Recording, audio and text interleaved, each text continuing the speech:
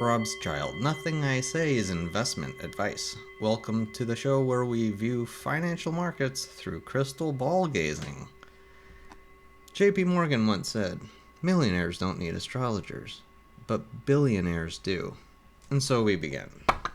Today is Monday, May 13th, 2024.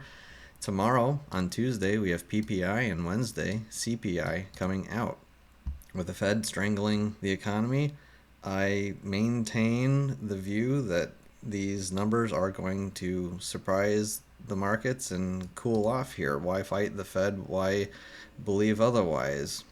And on top of that, like I've been talking about from what I've seen from my sources, bank accounts are low, credit card debt is skyrocketing, people are underemployed, that rate is high and going higher. Unemployment rate is clearly trending higher. It's coming. The S&P 500 today is down 0.02%, completely flat.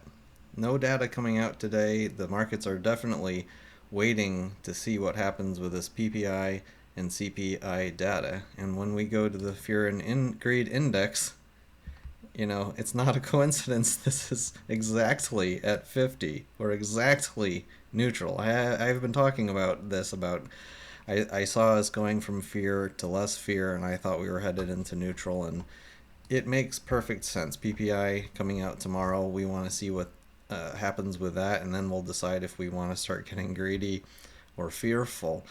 HYT is showing a little bit of fear here.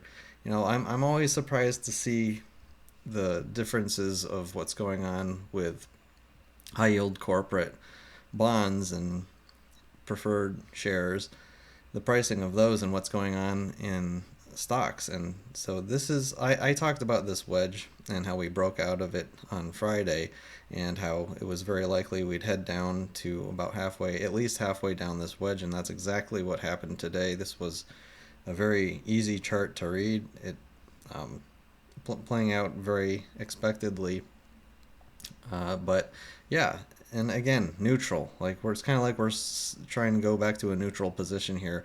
One way to look at it is that this did seem like it was getting overextended. I had talked about on Friday, if it broke out of this wedge to the upside, I would eat my hat. I do it live on the show, and thankfully I don't have to. For this to be going up here is, in my opinion, just ridiculous. But whatever. I mean, this is smart money here. These are people lending to the companies. They don't see any fear of default or bankruptcy yet. We're still around the same high level that we were at since March. So we'll see what happens here. If CPI and PPI come out cooler than expected, I mean, I hate to say it. I mean, what then happens? Well, then the front end of the curve is prices in a stronger possibility of earlier cuts, and also the longer end of the curve typically will also drop. And when the longer end drops, funds like HYT automatically can increase in value, because then that the difference between the yields would increase if this did not increase in price. So it sort of has an automatic lever to push it higher. And on top of that, when companies are borrowing money in the first place, and it's automatically cheaper because the rates are lower, and so it all plays out to be quite bullish until it's interpreted as this, until the slowdown is interpreted as being bad, which we're not there yet.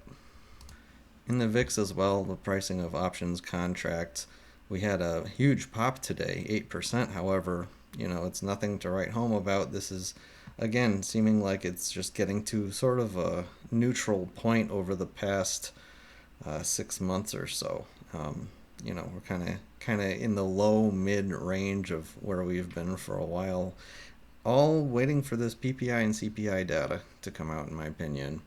TNX, the 10-year Treasury yield.